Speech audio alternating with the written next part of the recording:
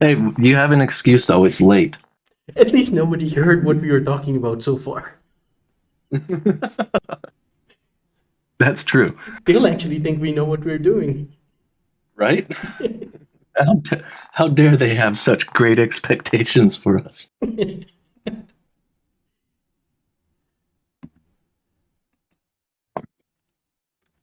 It's time to be focused. By the way, do you know? Alrighty. Okay, go on, go on. We forgot. We're live. All right, we have to watch what we're saying now. Yeah. I was just gonna say, I know, yeah, if sample text was in Italy, would it be called lorem ipsum? That'll be a good question. Lorem ipsum. Oh, great! Everyone can hear us now. So, um, yeah. Alrighty. I'm gonna watch in Discord here. And then I think we've given a good amount of time for people to kind of congregate into the fold. Mm-hmm. So yeah, we'll just kind of get started here. Everybody, welcome to another live stream. I hope you guys are doing well. We're going to go ahead and do a build here. I think Dax is gonna. I think the plan is to do one from scratch, and it's going to be a little more long form. Mm-hmm. And then we're gonna showcase probably one that he has on screen right now, real quick, just kind of get a few pointers across, and then start. So feel free to ask questions during the stream, and we'll just be more casual about it. I'll intervene a few times and ask questions, but try to keep the questions pertinent to the build. So anything that's not related to the build or to Gaea, we'll kind of just skip over for the sake of just keeping things relevant.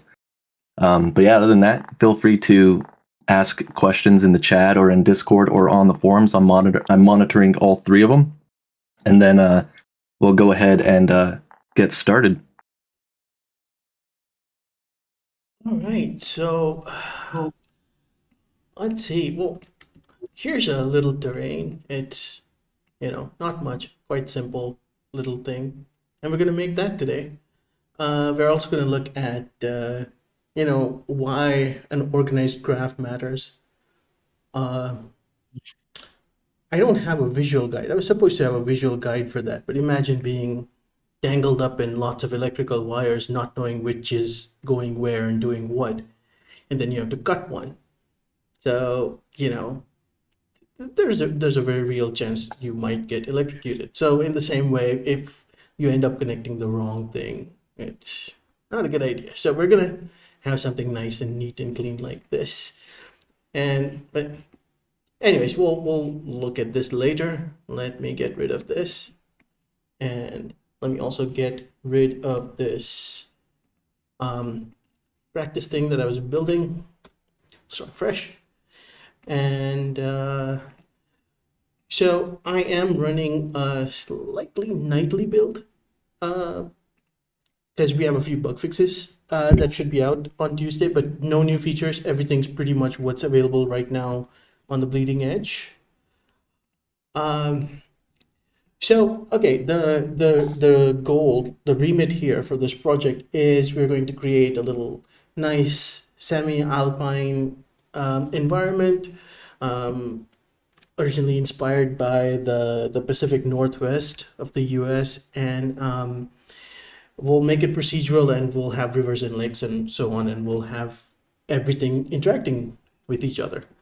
And if we do things right, it'll be very procedural, which means that we can change the seed and everything else will just adapt. So let's start with a mountain. And so some of you who may be new to Gaea and may be more used to using the toolbox and finding things and dragging and dropping them here, I don't really do that. It takes a long time. So what I will do is I will usually just right click and pick a favorite, or right click and start typing. You can also just hit tab and start typing, and you can just add notes. That's what I'm going to do most of the time. So anyways, we have a mountain. This looks nice. I would like it to be a bit more pointy. So let's try a different seed. Okay, that's too pointy. And another one. And another one. Oh, this has a bit of potential.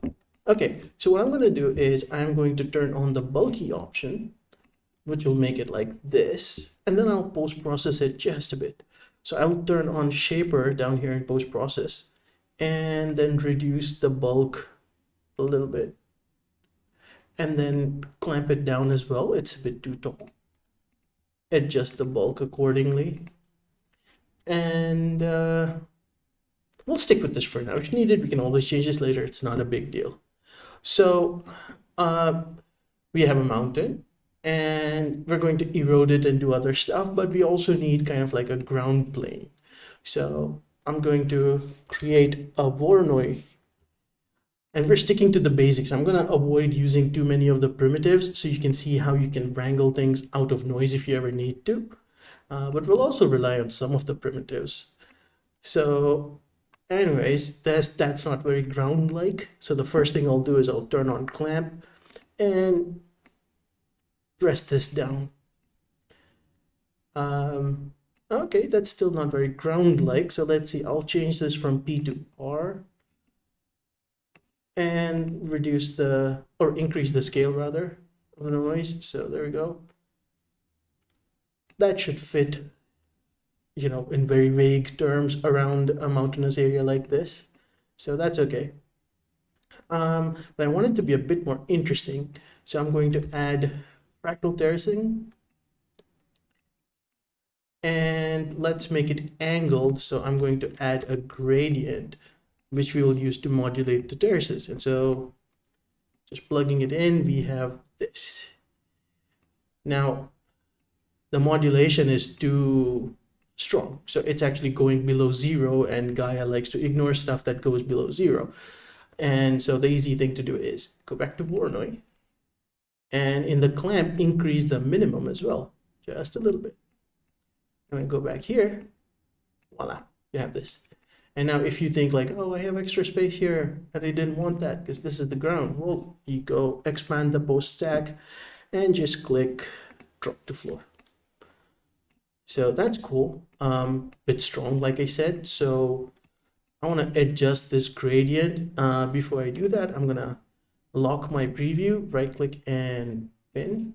So this is now my lock preview. When I change the gradient, I still get to see the end result.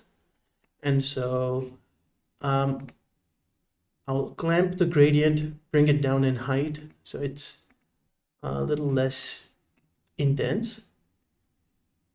This is still a bit intense, but okay, we're about halfway. That should be good enough. And we're getting some nice shapes.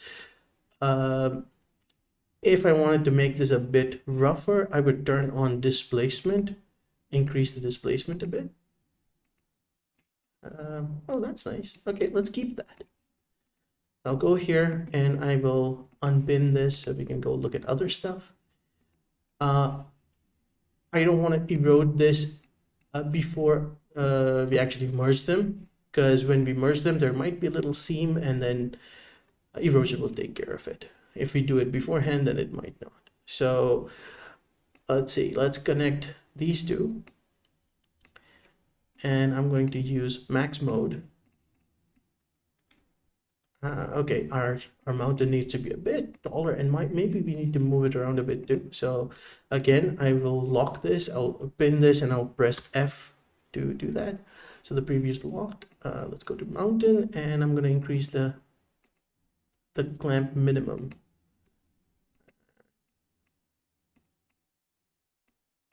Something like this. That's good. I think I want to move it to the corner because we want to have space for the lake and river and everything. So I'm going to add a transform node. Okay, let's go pin it here. And I'm going to click the eyedropper tool next to position and click it here. Now there's that little bit of extra from the, the clamp that we did. You can get rid of it. You can select fill edges, I can get rid of it. I'm not really too worried about it. It's gonna go away in the erosion anyways. Now we just have to redirect the combine.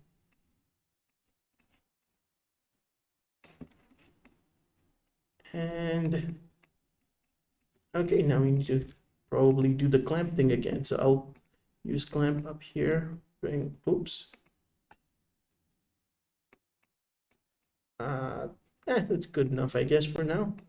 The other thing I could do is in transform, I will use the raise option here and multiply this by 1.2. There you go, it's a bit taller. That's good enough for now. We'll come back and tweak it if needed. Plus I'm seeing this little place down here. That might be a nice natural place for a lake to form up later, so we'll see. Okay, we have the general terrain. I think I might like to add a bit of folding before we do any erosion, so I'll add a fold node. And there, it's kind of making the whole terrain a bit more cohesive. So first we lose some of the sharper, very Voronoi-like edges. And then we also get the fold lines. So, okay, that's looking decent. I guess we can add our first erosion. So you can either add the erosion node or the wizard. I kind of use wizard most of the time unless I need something very specific. So I'll just use wizard and we'll just turn off this. Oh, that's just a grid in case you haven't used it before. It's like, I'm just turning it off because it will probably help with the stream quality a bit. So, okay, we have a bit of erosion. I think I would like to have more sediment removal so we get some of the fluvial network to show. I'll increase the strength. And right now in my head, I kind of just have a general plan based on my experiments from before, but we'll just take it as it comes. And if we find something, because, you know, different random procedural shapes always give you new opportunities, and we'll just run with it. Right now, this looks okay enough. I still would like more fluvial lines. Okay, that's good. Now I'm going to add one more wizard node because I want to erode the erosion. And this time though, I'm not going to have a lot of channeling. I'm going to turn off this. I'm going to have high deposits and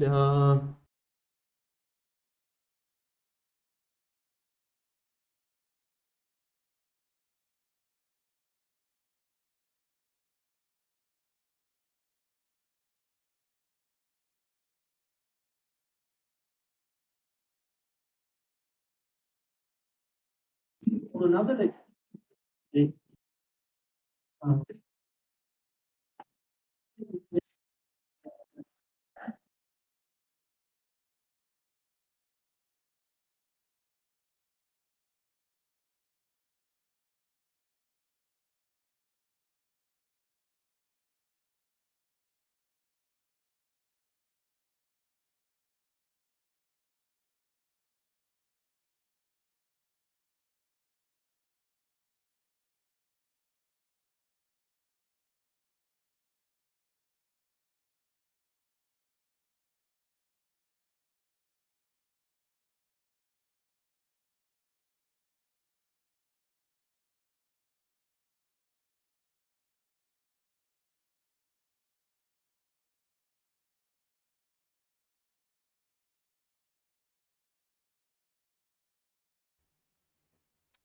oh wait, the audio cut off.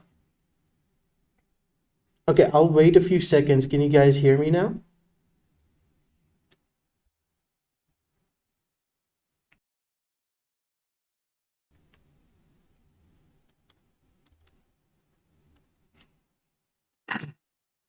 Yeah, it looks like the audio dropped. I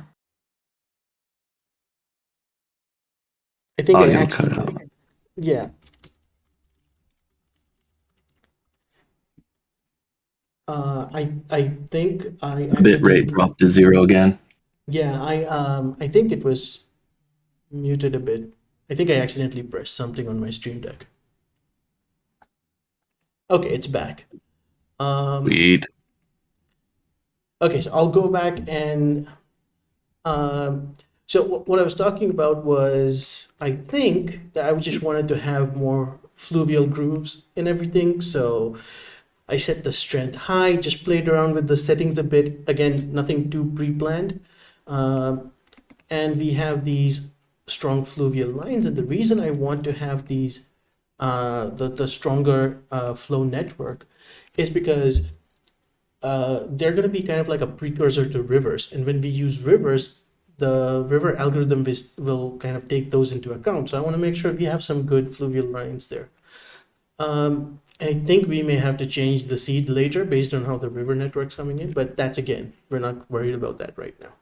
What I'm going to do next is add the Outcrops node. And what the Outcrops node, which we just shipped a few weeks ago, does is it just adds lots of rock outcrops to the terrain. And this is kind of like the default look, but what we want to do is just make it more like boulders. So instead of the coverage being large clusters, I'm going to switch it to random. And I'm also going to switch the, or actually, let's just look at what it looks like. Then I'll show you what I'm going to do for the detailing. So there, you see, we just have like a few random rocks here and there. I'm going to try to change the seed to see if we can get something different.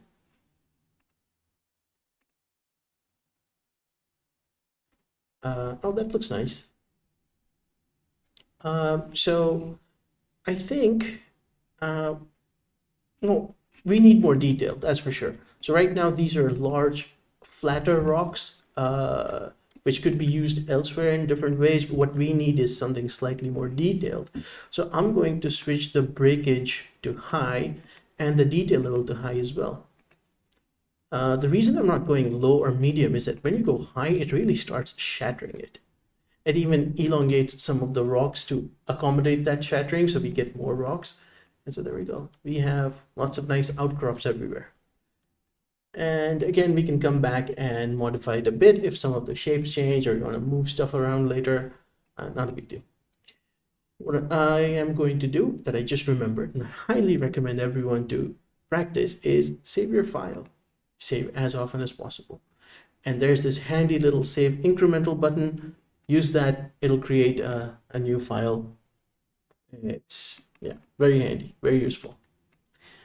You know, let's see, so we have our rocks and we'll come back to them. But right now, for the moment, I would say this is our base terrain and it's ready. What I'm going to do next is mainly going to be related to some of the natural processes like rivers and snow and so on. And then also, of course, texturing. So the color production is going to be the main large part of this. Now, before I do any of that, whenever I finish a good chunk of a terrain, what I like to do is either create a new tab, which we're not going to do in this specific project, because I want to show you how all the nodes work together. And many of you joining us may not know, how certain complex node networks work in Gaea. So what I'm going to do instead is I'm going to actually create a choke point. And there are a few reasons why you should always do this, even if you're creating a different tab or you're doing something else. Let's say, I'll just show you a quick example. I have a texture node, and then with my texture node, I have a sat map node, and then a bunch of other stuff. Oh, that's not a good map. Let's change that, even if it's just an example. So there you go. And the reason it was showing in like showing a flat map was that I need to have a terrain as the underlay. And I took this, pressed G. You can also right click and select pin as underlay. Then you get to see the color map laid on top of whatever your underlay is. So anyways, going back. So let's say I've done all this stuff. And now I'm also using this, the output from the outcrops. I'm using it to create a slope. Somewhere else, I'm using a mask, the height mask to, do some other stuff and so on. And then at some point I go like, oh, it would be great if I added crumble to the outcrops. So what I have to do now is I add crumble. Hey, that looks great. We need to add this. So then what I have to do is go connect this.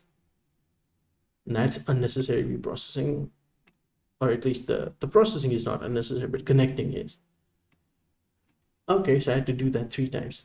Now imagine having to do that like 20 or 30 times in your graph is a big complex nightmare. So you don't do that. What you do is you have everything just route through your choke point, and all you have to do is experiment whatever you want. You can try out new ideas and go, oh, crumble looks great. Let me switch the preview there. It hadn't refreshed. Crumble looks great. Well, I am going to add another outcrops on this. And then go, oh, that's great. Now that's my terrain. And you just do this. Everything will reconfigure itself. You're done. So anyways, that's why I like having choke points. Also, I like to give them meaningful names. So this choke point, I'm going to press F2 to rename. I'm going to call this base terrain. So the great advantage there is, let's say I have now turned this into a portal, which means it's a connection without like a physical connection. So from somewhere else, I can just drag out a line, select portals. There's my base terrain. I don't need to look at something that says choke point and then have to figure out, okay, what does that mean? Or even if it says just outcrops or whatever else, you might have multiple nodes with the same name. So there, like this. I also like the labels because it helps you stay organized. Anyways, so we have our base terrain.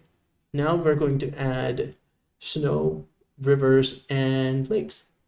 So one of the first questions you need to ask yourself is, what goes first? And does your snow overlap with your river? If so, then you would need to do your snow after you do your rivers. And then if you do that, you'll have to worry about the masks. So let me illustrate what that means. I am going to create another choke point here. I'll have it consume this thing. And then let's add a river.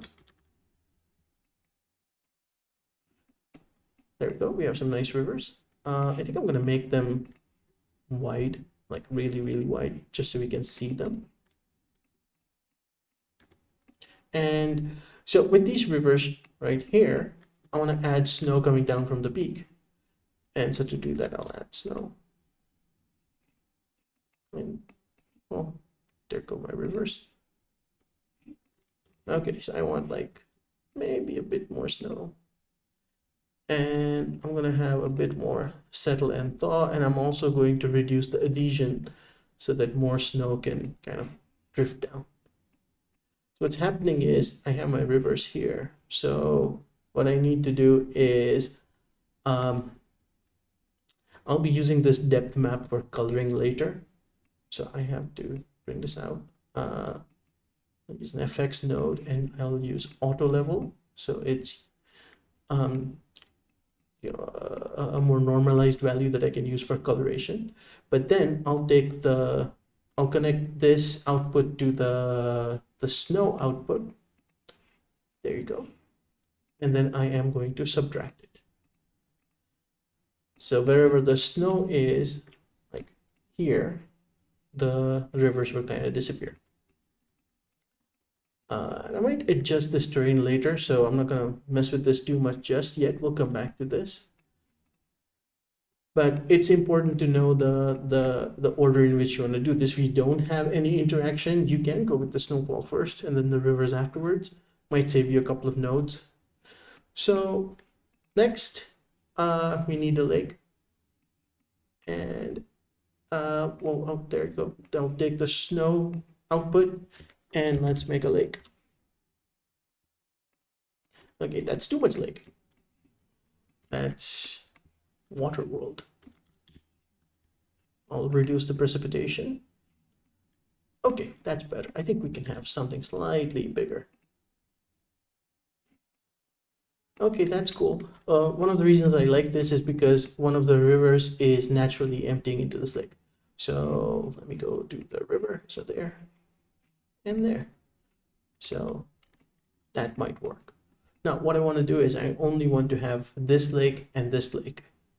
So to do that, I am going to create a mask, and I am going to, let's edit the mask. And I think I just want to have that couple of little ones. So we'll have maybe a bit of masking here, and then a little bit of masking here. And I will feed that into the rainfall input for the lake. And now, because it's limited rainfall, I have to increase the precipitation amount. Let's see, double it. I'll double it one more time. There you go. That's a nice shape. So we have our lake.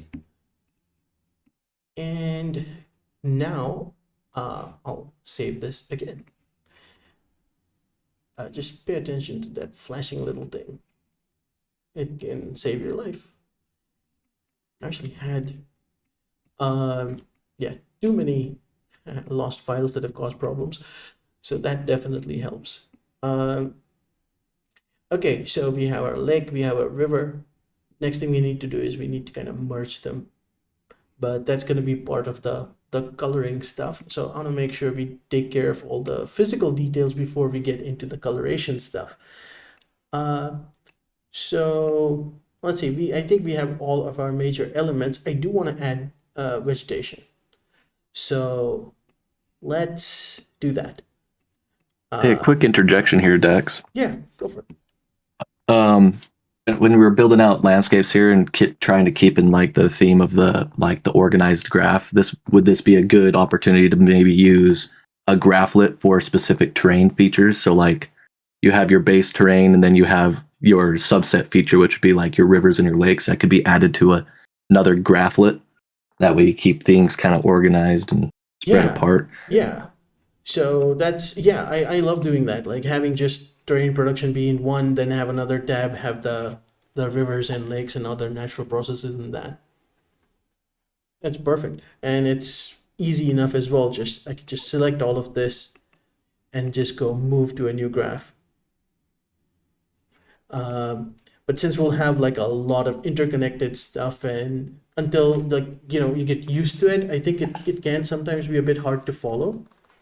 So I think because we'll make lots of masks from all of this, I'm gonna not have the tab just yet. Makes sense. But no, I love having those graph tabs. So okay, let's add an arboreal node. Again, it's one of the newer nodes. It's currently in beta, and you can get it with the bleeding edge. And what it does is it adds superficial vegetation. It's great to just gauge the scale. It also looks pretty in the viewport. You can export it, especially if you're working with distant terrains, but you don't have to export it. You can just export the mask as a point cloud or just a simple 2D mask. Use that in your CG app or game engine to populate real instances of trees and so on. But for us, since we're sticking to just Gaea for this project, this is going to be our main forest stuff. And so we'll add 2 different, or maybe 3 different arboreal nodes. This one I'm going to call our pine forest. And you can see it's already adapting to the landscape. It's avoiding where the water is, where the rivers will flow. What I think I might do is reduce the altitude a bit. And the other thing is we also don't want vegetation to grow where the snow is, just to have like clear visible lines, not for any big natural process reasons. So to do that, I will take this snow output and I'll feed it to the pine forest inhibitor input. So there, everywhere where the snow is, we now don't get the trees to grow. I think I'll reduce the altitude fall off a bit as well. Just the altitude, just a bit on all of this below the snow line really. Yeah, that should be good enough for now. Now I'm going to create a second arboreal node coming out from this one, and this one's going to focus on just like we'll make like a giant meadow, and I wanted to kind of avoid where the pines are. And in fact, what I might do is, let's not chain them together. I will have this come down from the lake directly. We can merge them later. So I'll turn on wild growth. So it's ignoring the flow structures a little less. It's ignoring it a bit more, and it's growing near the edges. And let's see, I'll play with the simulation bias a little bit. There you go, like that. And because this is like, you know, low shrubs and whatnot, we don't want them going too high, so I'll reduce the altitude as well. That looks good. And I'm going to create one more, or rather I'll just duplicate this because I have most of the settings in there. What I'm going to do is I'm going to increase the number of patches and the amount of chaos at the edges, and I'm also going to change the seed, and I'm also going to reduce the health a little bit so we have fewer plants. And then I will switch the style from small to large and fuzzy, so we get this. And oh, that's still too much, so I'll reduce the health even more, something like this. And so we'll use both of these for different kinds of vegetation. So I think with that, we have most of our physical elements complete. And so now I will jump back to creating some of the textures. So the first thing I want to do is, especially for the kind of scale and perspective that we're going for this, where you'll be looking at the terrain like so, even if it's just in the viewport or wherever we take it finally. The terrain doesn't need to be textured too deeply. I mean, that doesn't mean we're going to just like, call it in. We'll just like make a single texture. But what I mean is we don't need it to feed off of too detailed data. So I'm just going to stick to a single texture node. And I will go and pin the underlay to lakes so that we see the terrain without the trees, because as you notice, wait, if I go right here and then here, oh wait, this wasn't pinned. In case you have this pinned and then you go here, that doesn't translate too well. So I will move the underlay to lakes. And there we go. So that's our basic texture map. The first thing I'm going to do is create the base color. And so that's what we'll call this. We'll call this the ground. And let's pick a nice ground texture. That's right, ground. I think it needs a bit more variation. Oops. Okay, not that much. Click that by accident. Let's find. Again, this has too much character. Oh, I like this. Let's see if we can modify this a bit. So I am going to use the satmap editor to pull in the range. Let's see, let's have a bit of this and a bit of this. And then I'll just use the bias to pull the map around a bit. So let's see. Yeah, that looks cool. It is a bit too saturated for my taste, so in the post-processing, I am going to apply HSL and reduce the saturation a bit. And that's going to be more or less okay. The next thing I want to do is let's have a bit of like a coloration from the flow structures. So for that, I will bring in a flow node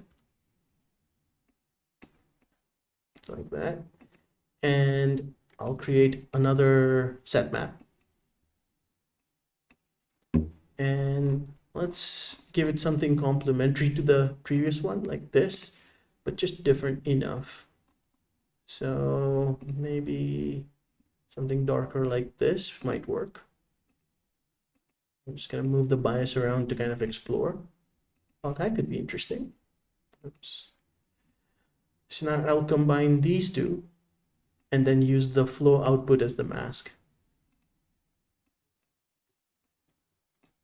Oh, okay, that's not bad. It's good layering.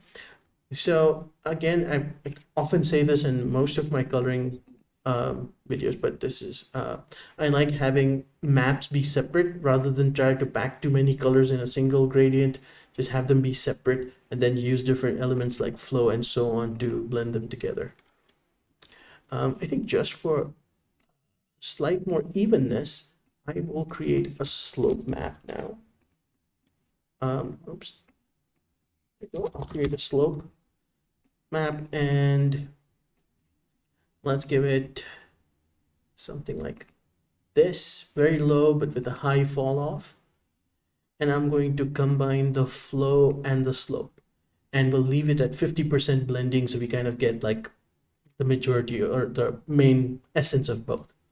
And that's what's going to feed the mask now for combine. So rather than just having those stark flow lines like this, which again, avoid like the plague. Nothing screams CG terrains like flow lines coloring your terrain.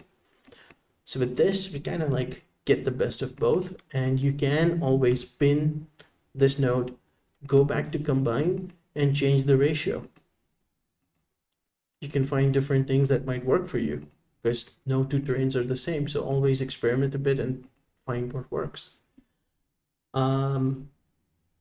Okay, so I think that looks okay.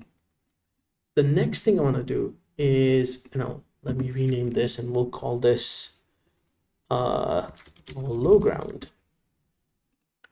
And then what I'm also going to do here is let's add some basic vegetation like grass and whatnot that's smaller than shrubs and the trees. So to do that, again, I'll just pull from the same texture and let's pick something green that might work. Oh, that's way too dark. This kind of has some potential. Let's try this. And so we'll combine these two. And again, for this, I will pull in another slope node. I'll have it be something like this, but I think I want a bit less fall off. Let's try this. Yeah, still a bit too dark. So I'll go back and let's try to find something else. And I'm trying to avoid some of the more saturated colors because I want to leave that for the vegetation, the meadows and whatnot. Those can have that coloration. Let's see. This is kind of like half the battle right here, finding the good color maps. You know what? This one works. It's not bad. One thing I might do is increase the maximum slope. Maybe a little bit of the fall off. Or maybe not. Maybe what I'll do is go back and I wouldn't mind bringing back some of the darker coloration. So let's do this. I'll go back here. And you saw me mess with the blend ratio. Well, you can also mess with the shaper. So what it's going to do is, let me switch to this mask. So we have this right now. And if I increase the shaper, it does this. If I decrease it, it does this, which affects how the colors get blended. So I'll go back, pin that, and there you go. See, it's creeping up more. but without having to do more blending. Now, if I do more blending, then of course, yeah, there. So now we have two different levels of control. Oops, pressed F on the wrong place. There we go. Here. And in this, I am going to increase the fall off and reduce the maximum flow. I want some of that darker slope to show. So, okay, that looks good enough for now. Next thing I want to do is texture the boulders. And to do that, we need a mask. So for the rock outcrops, you get a stones mask. And I'll use an FX node to show you. It's really just the depth, the actual height, rather than the depth of the stones for the rock outcrops. To see them properly, you can use auto level, like so. What I want to do is actually, instead of that, I will bring in an, let's keep the auto level just so we can see. And then on top of that, I'm going to add an abs node. And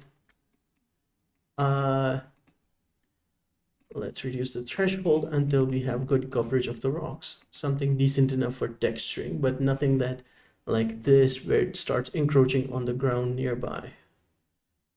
So this is kind of okay for now. We can always modify it later. And because this is a small node that doesn't really do much and it takes up so much space, I like to collapse it, which you just select, press F12, it gets collapsed. You can bunch them up like so. And I will rename this and call it our rock mask. So now again, with the rock mask, I will take a texture or actually let's take a different approach. I am going to use this and create a sat map. And let's see how that works. We'll need something very, very simple to start with, just to gauge how the color is going. And let's, oh, there, my good old friend, number 33. So if I adjust the bias, it's coming through. It's not as detailed as I want. So I think I'll have to abandon this idea and I will go to the texture that we had before. An alternative, because if you really want to like focus on, oh, let me reset this so it's not so white. So there, it's going to be like this. But if you want to really leverage the rock nature of this, from the base terrain, I'll create a rock map, which, you know, looks like this. You can combine the texture and the rock map. Let's just keep it 50-50. Then supply that to your sat map. And you have something like this. Now, this is just a very monochromatic, very linear sat map, so we're not seeing much. Let's find something more worthy of this. Because our rocks should look a little different than the general slopes, the mountain slopes, but they shouldn't look too different either. So we want to find something harmonious. I just realized I did not name this, so I'm just gonna call this grass. And now that we have so many combiners, what I'm gonna do is I'm gonna have this combine node be called ground and grass. And we're low on a vowel budget, so there's no O or U. So there we have our stone. Let me find something. That's not too bad. Let's see. Might fit with this. But would need to be modified. This might work. So let's try that. We'll combine these two and we'll need to use the rock mask, and I'm going to drag this all the way here. Okay, that's I don't like long lines like this, difficult to follow, you often don't know what's going on, so I'm just going to select it and press Control P, which will turn this into a portal. Okay, let's go 100% blend. And we kind of have our rocks. I think at this resolution, the rock map is more intense and doesn't add as much as I would like. So I think I'll reduce the blend ratio. Just have the rock influence or rock map influence be right there, like so, 25%. There you go, that works. And now we can see there might be a bit more that we don't want. And so for that, I can just press F here, go back to our abs node and change the threshold. There you go, that kind of works. Another thing you could do is, and there's a whole tutorial on this on the YouTube channel, is you can add a kind of a calcification, like a layer on the rocks. And to do that, you can use, I'm trying to remember the number. It is the Rocky satmap number 117, like so. And if you modify the bias, it goes towards the edges and leaves everything else alone. So what I like to do is take these two and just use max blending, 100%, or actually you could even do screen and then feed that here. You can have like whiter rocks. They stand out. You know, it could be an artistic choice if you want one like that. I'll leave that there. We might come back, play with it a little. So save this again. In fact, I'll save a copy. So we have our rocks, which will come back and adjust a little bit once we have the water, because that's going to play a role. And we have everything else more or less colored. So let's see, let's have this be called the rocks. And then this, or rather, I'll call these boulders. And then here we can do ground plus boulders. Now we need some water. So kind of had this, and I'm gonna take these away for now. Well, we're not gonna worry about that for the moment. So we have our river mask, but we also need our lake. One decision we have to make right now is, do we want to have the rivers be very colorful? And by that, let me show you what I mean. I'm going to add a clutter node, and I'll pick the preset Pure Deep just to illustrate. So we're still using the depth map from the river, so it's really a gradient. And with the sat map, if I change the bias, or sorry, the clutter, you can see some of the lighter color comes in. There's actually too many color stops, so there. Now if I change the bias, you can see it's reacting to the depth of the river. So the decision you have to make is, do you want the rivers to have that kind of depth, and then also the lakes? Lakes you really should have. Rivers, you know, it's really up to you, because from a vantage point like this, a river may not necessarily always show you know, coloration based on depth, at least. Maybe the Amazon. Anyway, so my decision here for now is that no, I do not want any depth in the rivers. So that's going to make our next job easy, which is blending the two different colors for lakes and rivers. So just like we made this, I'm going to make a clutter for the depth from the lakes node. And there's our depth for the two different lakes. And let's find a couple of nice colors. So for the outside, we want something lighter. So let's something like this. Or, oh wait, I have them reversed. Let me flip them around. There you go. And for the darker, actually this helps. I'll just click here and then click this one, then delete it. And we may come back and modify this, but for now, this is a decent enough lake texture map.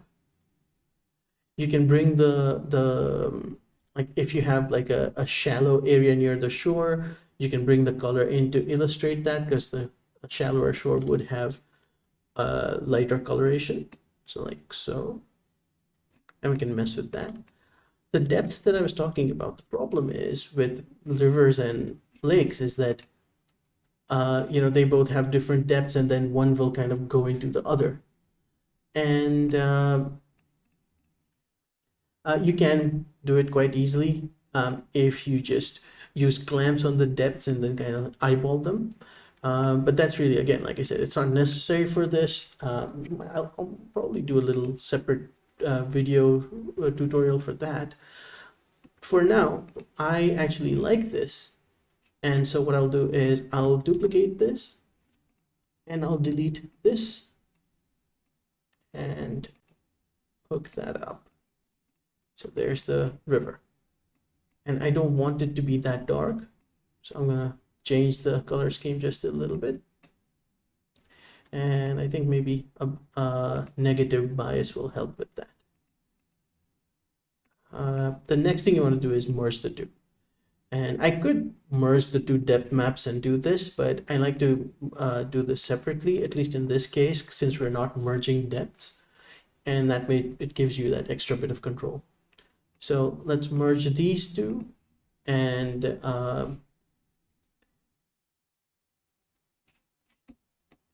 yeah, I think 50-50 blend works. You can see some of the dark poking out. We don't want that. So for that, I think let's just have more or less flat colored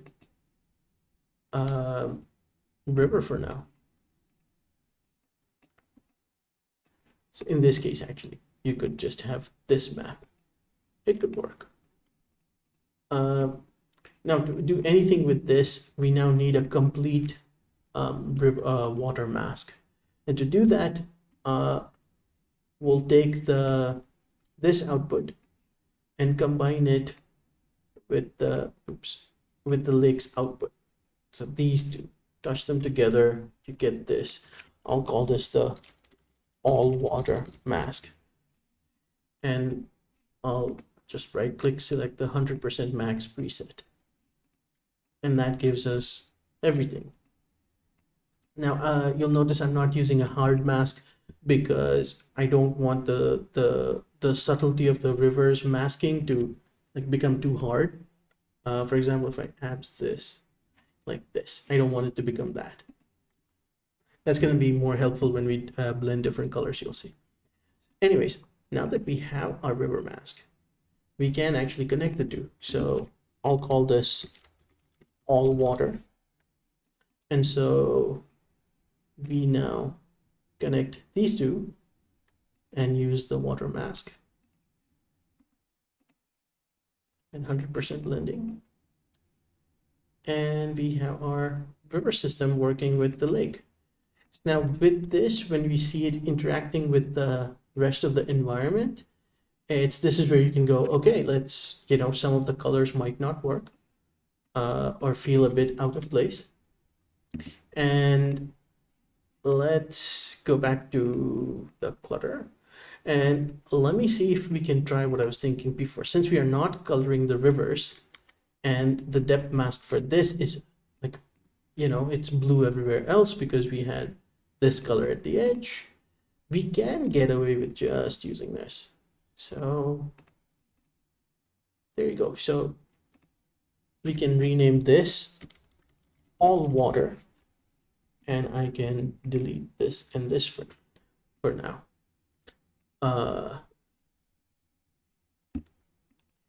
And then let's change the hue of this just a little bit.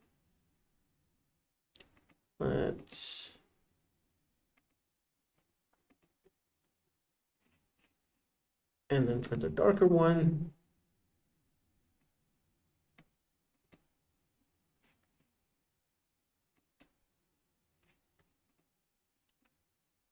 That's a bit better. So now we have combined our 3 different elements. We have the ground, the boulders, and the river system. Next comes the snow. Snow's a bit easy. You don't really need to do much. You just take this, go all the way connected to the snow. You get a combine node, right click, preset, and go 100% max.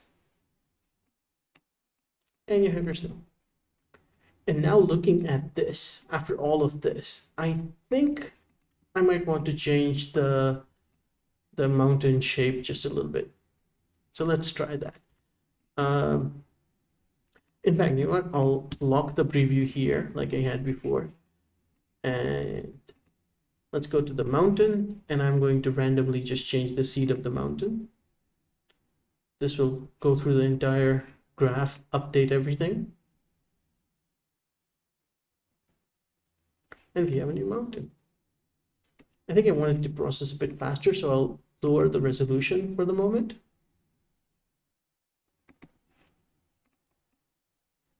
So that's cool. Let's try one more.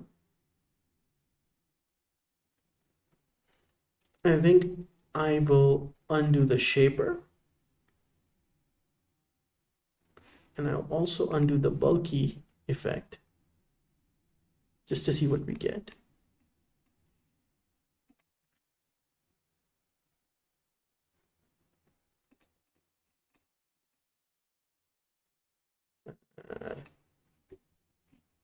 Yeah, I think, oh, I had the clamp on. Like, why is this not tall enough? There we go. Because I think I don't want like a super imposing hero mountain at the edge. This should feel like more of, it's just part of stuff. And when we're changing stuff around up here, let's try a different ground as well. We'll just change the seed. I don't think much else needs to be done at the moment. Oh, that's great. There you go. Procedural's doing half the work for us. So this, yeah. Oh, I'm tempted to make a game level out of this. So anyways, let's go all the way back here, and I'll save this and I'll switch back to 1K preview so we can see a bit more detail.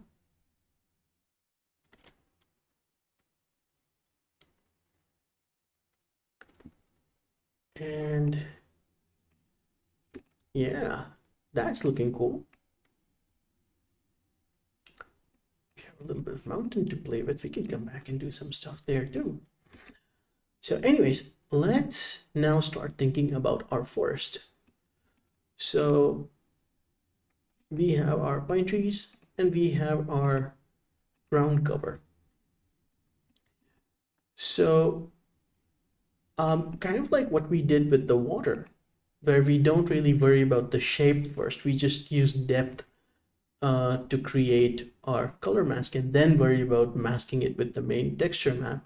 We're going to do the same thing with the vegetation. Kind of like this so far is somewhat drab. I think we could make it more interesting. And I think I might like to have slightly darker ground before we start adding the more colorful stuff. I think there's a little bit of contrast difference that feels a bit too much, just kind of for the image that I have in mind. So I'll go back to the ground and let's try to pick something slightly darker.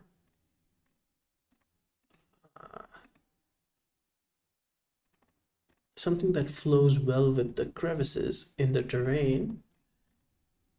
And oh, that's nice. I'll unclip it and undo the bias, or yeah, something like this. This is, I like this because it's now highlighting all this erosion up here. And it should work well with the low ground. I think I might want to decrease the low ground effect just a little bit. Wait. Yeah. That's good enough for now. Hey, Dex, quick question. Yes. Would this be a project that we could potentially save out and make available to the community, either in the forums of Discord or as like a quick start? Absolutely. I will make sure I keep saving this, and then at the end we can put it up on Discord. That'll work. The other scene, the other scene that I showed at the start, and the one from the trailer, that's going to be in the quick starts as well. Well, there you go. 2 for 1. Yeah, I mean, we're gonna wait for some of the nodes to be finalized in the beta, mainly Arboreal. Then we'll include it in the quick start. Perfect.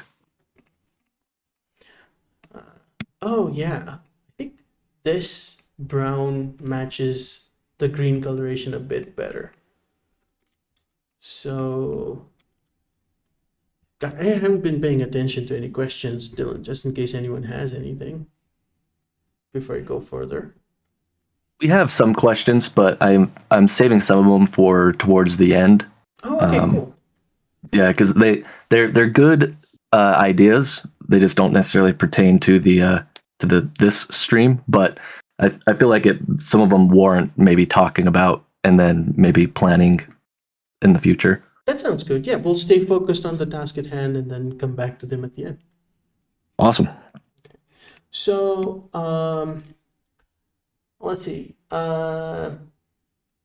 We really have most of the elements done, and I haven't really named stuff. So let me get rid of the little extras here. I kind of like cheated. I haven't used the river mask that I created because of the snow. So let's see, is it affecting anything? It's not. I think because I changed the seed, the rivers and the snow aren't really interacting. So that extra mask I created is not necessary. I will delete it. The graph is getting a bit messy, so let's organize it. I will collapse the mask and have it stick close to lakes. And then let's name this water.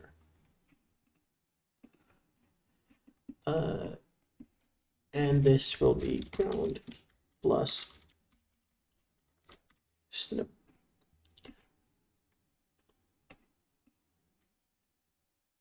Okay. So kind of like with the water, we're going to create the meadows separately, but this is going to be more separate than anything else. We're not even going to use the texture map, because for the meadows, we want to have something more random rather than something that follows the terrain like this texture map does. So what I'll do is I'll create a multifractal node, which has a very nice roughness feature. And so with high roughness, we get something that's quite random, but not too random. There's still a method to the madness. And then I'll switch on auto level. So this is a very nicely normalized map. Like in other instances, you can also just go equalized, but I don't like this bulky stuff. So I'm just gonna go auto level. And we need a set map. So this is going to be kind of like our generic base for the meadow. We want it to be both colorful, yet not too colorful. So something like this could work. Something like this wouldn't work. That's way too much. Something like this would be too similar to our ground. We want something more vibrant. So I will switch the green library, and let's try. Okay, that works. I think we still need more noise. So I'm going to go back to multifractal, and I'm going to reduce the damping. $. I'm going to reduce the feature sizes and the largest size, so we have more shapes everywhere. And that kind of does it. If you ever feel you need even more noise, you can just add a noise modifier to this, make it maximum strength, and then feed that, and you can have this. A very nice hack is, oh, it's not a hack, it's actually a convenience feature. So you go back to your sat map, and in the post-processing, just give it like 2% noise. You can see it starts doing this jittery blur, and you can just increase it and you'll have very nice grainy texture. It's a bit different from what you get with the noise, so you have two different options. But I'm gonna stick with the noise. That looks cool. I will collapse this and this. They don't really matter too much. This, we'll call it the meadow base. That's the generic green that we'll have everywhere. Now what we need after this is, I'm just gonna duplicate this. And this is a small bug where duplicated nodes in Gaea are not collapsed. We need to fix. So okay, we have the greens and we have the little white flowers. Let's add a splash of color. And so for that, I will switch to the colorful library. And oh, okay, that's colorful. Well, let's just stick with this. And I'll have, I think, a bit more bias towards the yellow than this. So that's great. And now we can merge the two. So when we merge the two, we can't just do a simple blend. We need kind of another random noise chaos thingy. So what I'm going to do is I'll duplicate the multifractal. And oh, I forgot, I should also change the seed on the duplicated ones, just so they don't clash at the same place. There you go. And then I'll also do that here. Now we're going to do something very different. I'm going to add an aperture node so that this noise becomes this pillory thing. And I'm going to start auto leveling this, or rather, in this case, I will equalize it so we get these larger patches. And we will, again, let me just collapse this guy and put this one here and use this as our combined mask. And let's give it 100% blend. And now we start getting some colorful splashes everywhere. So next thing to do is let's select all of this and let's duplicate this. And I'll collapse these again. Let's change the seed again. And let's pick another color. So for this, maybe something like this, but only this range. Maybe that's a bit too much like the other one. We could go here, have a bit more yellow compared to this. This is a starker yellow. And if you're bringing in yellow, then we can easily go back here, reduce this part of the sat map, so we can focus more on having the pinks here. So there we go. We have a bit of that. Going back to this. Oh, it needs a combine from before. So we're now, so we start with this, then we layer on the pink, then we layer on this yellow. Now this is again a bit too much, just like the previous one. So if you want to contain this, an easy trick is I will turn on clip and start taking out the bottom part. And then afterwards, I need to add another FX node and then use equalize. So it brings it all the way up, because really this is nothing more than a mask like this. I just press D to change the display from a height field to a mask. So that's what we're going to use to create our little patches of flowers. So there we go. Now we have this. And again, I'm not too worried about the distribution because this is a flat map, and a flat map really doesn't care what terrain it's being used on, because all of that will be supplied by the mask at the end. So, you know, not a big deal. The one concern I do have right now is that in adding all this color, we have lost a bunch of the green, and we don't want to lose all of that. So here's a very nice way to add like just a hint of a color without actually adding that color. So it's kind of like with halftone printing, where the size of the dots and the distribution of the dots makes you think there's a specific shape or gradient or something. So we're going to do the same thing. And to do that, I'm going to create a constant node, switch it from height to noise. So that's just like using the noise modifier on a blank constant. And this will equalize. So we get everything. And then I will leave that here. Let's have, this is our Meadow base. So what we'll do is we will take this, connect it back to this, and then use this constant as the mask. So what's going to happen is we get lots of little dots that go back to the original color. And so it breaks things up a little bit, and you know, you can control it with the blend. It's not too apparent right now, but when you're doing like 4K or 8K builds, this kind of stuff can help a lot, because otherwise you're going to have larger color patches that you may not necessarily want. Okay, so I think this is a decent enough color map set for our meadows. So let's start merging them. And to do that, let's go back to our two arboreal nodes that provide the shapes, the small shapes and the large shapes. And let's combine the two of them. And I will use 100% max so that both plant sets are honored completely. And then I'll press G here so we can visualize this. What we need now is a color guide, which is the last port in the arboreal node. We'll combine these two. Again, you will also use 100% max. And we'll call this all flowers. And I'll turn this into a portal. And let's move this around a little.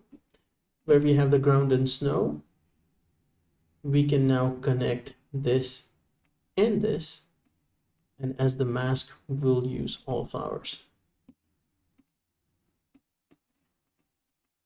And we're now starting to get colorful stuff here. I think this could use a bit of higher saturation, really. So we could always just add a color FX node. And let's try auto level. Let's try a bit of brightness. Oh wait, the auto level will, yeah, it'll crush that.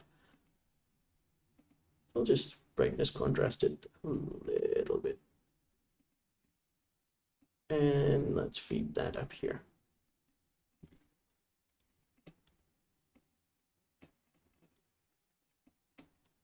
That's probably a bit too much.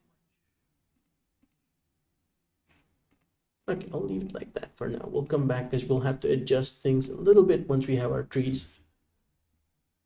Oh, and I just realized something. Now the plant life that we have, we do want to have two different sets as well. So if you want to have like extra influence, like with these, let's say these larger ones, you want them to be green. What you can do is let's also publish this as a portal. And then you can take this, combine it back with the original, like we did with the constant noise down here. And with the portal, give it arboreal color guide. And you can kind of blend between the two. So yeah, I'll change this just a little bit. I think, there you go. That can work. So yeah, that's our meadow for now. I'm trying to see if it's encroaching on the rocks a little bit, and I think it is. So just like we had our snow inhibitor, let's actually create a whole inhibitor set. So I'll create a multi-combine so we can combine a bunch of different things. I'll give it our snow. I'll give it our the water mask.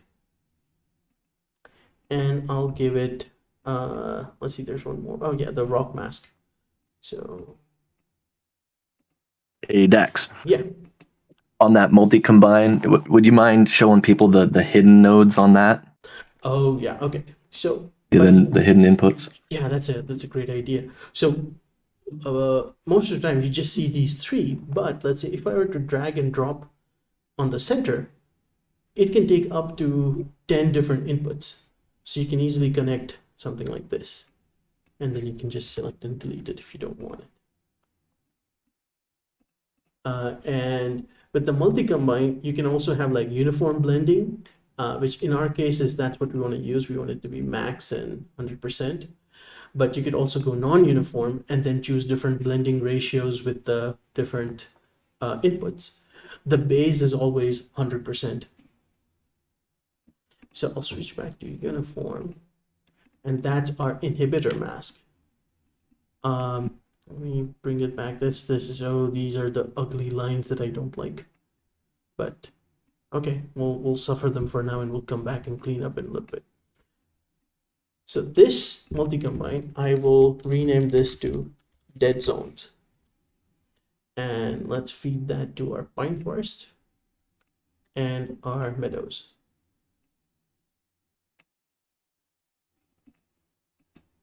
And I'll refresh everything, go back to our last. Benedict is calling hacks on that multi-combine. I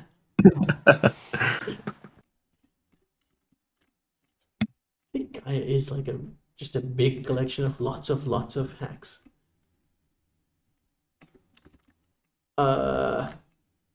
Okay, so yeah, now we have more stuff showing through. We have the rivers and everything else merging well. Now it's time for the trees. And the trees, again, we'll just use that same process that we used here. So I'm just gonna duplicate this, collapse these guys, and these will be our trees. Also, I just realized there are a bunch of things called meadow base, so this we'll call flowers A, and this would be flowers B. Those are technical names. And with the pine trees, we're going to have bright peach colored pine trees. No, I'll go find something for that. It's gonna be something dull and generic, really, because we want to offset the colorful flowers. Reset this.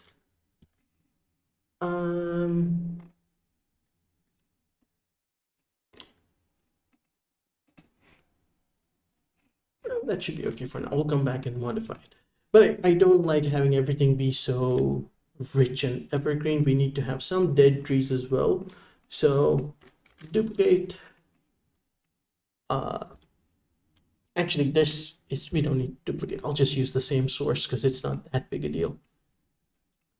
And let's find something more like dead and rotting. Well, not dead and rotting, but dead-ish.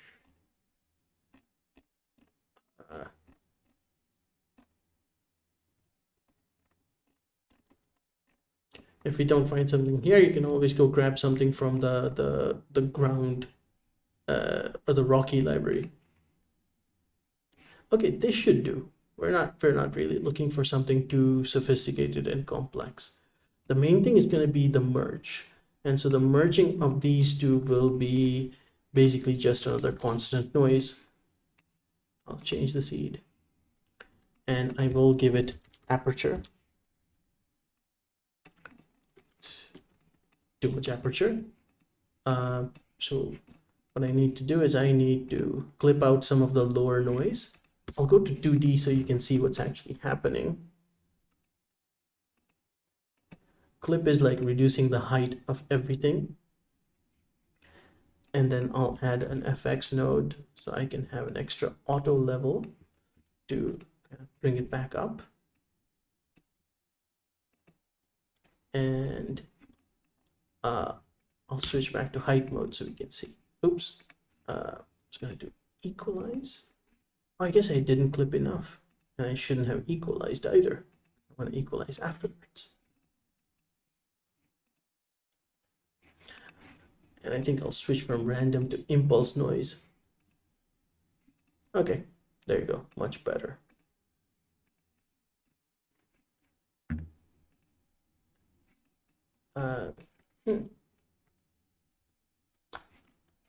I think I'm still forgetting something. Maybe because it's equalized. Yeah, there you go, it was equalized, not auto-leveled. And there's our aperture. Feed that here. 100% blend. We have a few dark patches here and there. So let me tidy this up and we can move on. So now we'll combine these two, and for the color guide, we'll need to have the pine portal. So I'll go down here and portal pine forest color guide and 100% blend, and we can't see anything because I did not pinned this. And we can't pin this because if we have this, then we don't have this. So now one more merge. And here we could easily replace this with a multi-combine. So let me do that. We have this and this and this. And no, we don't have presets for this. Should actually make some. 100% max. Pin this as the underlay. And go here. So we kind of have our world. What I want to do is make these pine trees taller.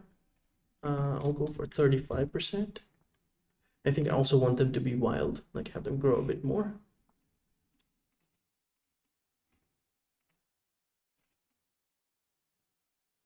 Okay, we kind of have our world.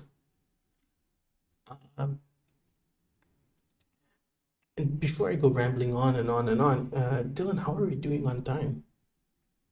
We're actually doing really well. I was going to ask you if you wanted to do any kind of shiny wave modulation on the water, maybe break in a little detail on that you were showing the other day. Yeah, let's do that. Because that was pretty cool, and I think that a lot of people would actually really appreciate that. Yeah, let's do that. Good idea. Let's see. This is gonna be well, first I guess we should show the shiny waves. These are our beautiful waves, which is meant to be a texture mask, really. So I press D, and you can see these actually, these are animatable, really. Hold on, let me clear the viewport so we see it flat. So there's actually a frame option. If I just do this, you can see the waves actually animate. This was an in-house experiment we did for something else, and then turns out it was good. Showed it to a bunch of users, and everyone was like, hey, let's have this in there. So it's in there.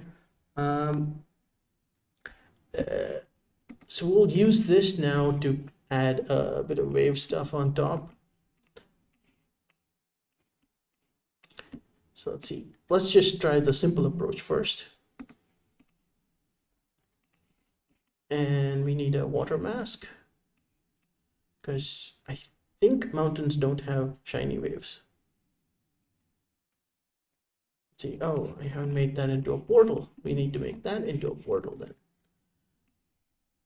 So, oh, that'll take care of this line. There we go. Might as well have this become a portal.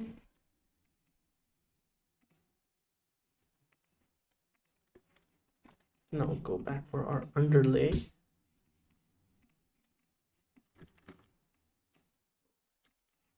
So there we go.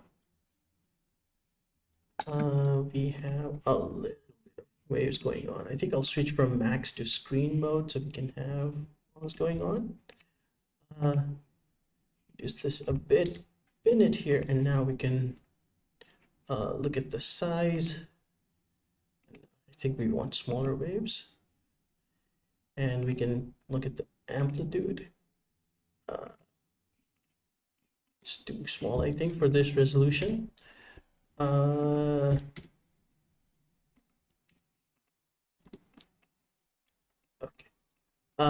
Yeah, and then we can increase the brightness if needed. It also works with the sunlight, so we can choose the direction of the sun. Probably best to use what we have in the viewport, which is 48 and 30. So we'll go 48 and 30. We can have wind patches, like so. But then the other thing I like to do is, and I just realized there's one more trick I use for lakes that I didn't use in this, for specifically for coloring, is let me take the depth and use an FX.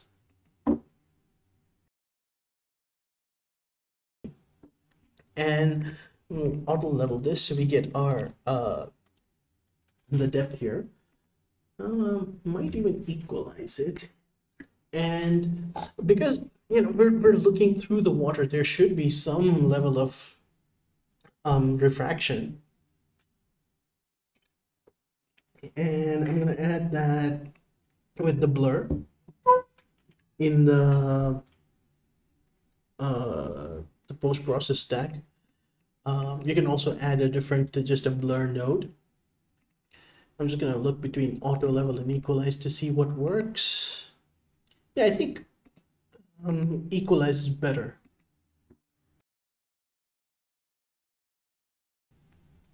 And we'll feed that to the all water.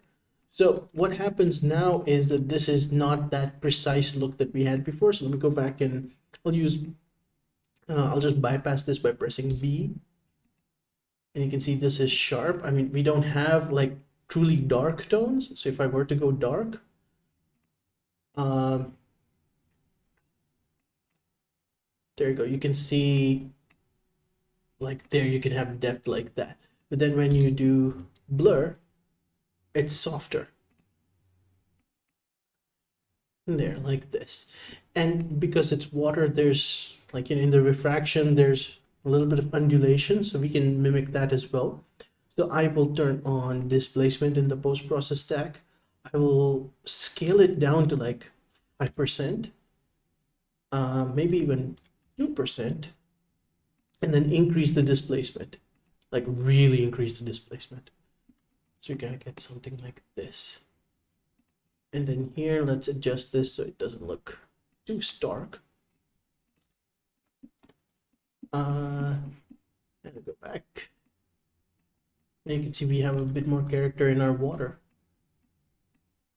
If you wanted to go really nuts, you could actually take, and I'm gonna create spaghetti here now. I'll create a dewarp node with the shiny waves and feed it the blurred depth output, and then feed that down here. It can start being affected by this. There's like a lot of different stuff you can do. You could even do slope blur, but that's going to be a rabbit hole, so I'm not going to go into that. Let's have. One of the ideas was creating like river rapids, or white water rapids or something like that with shiny waves. Well, so that experiment that I showed you the other day, well, turns out it only worked at 1K. Once we went to 2K, it didn't.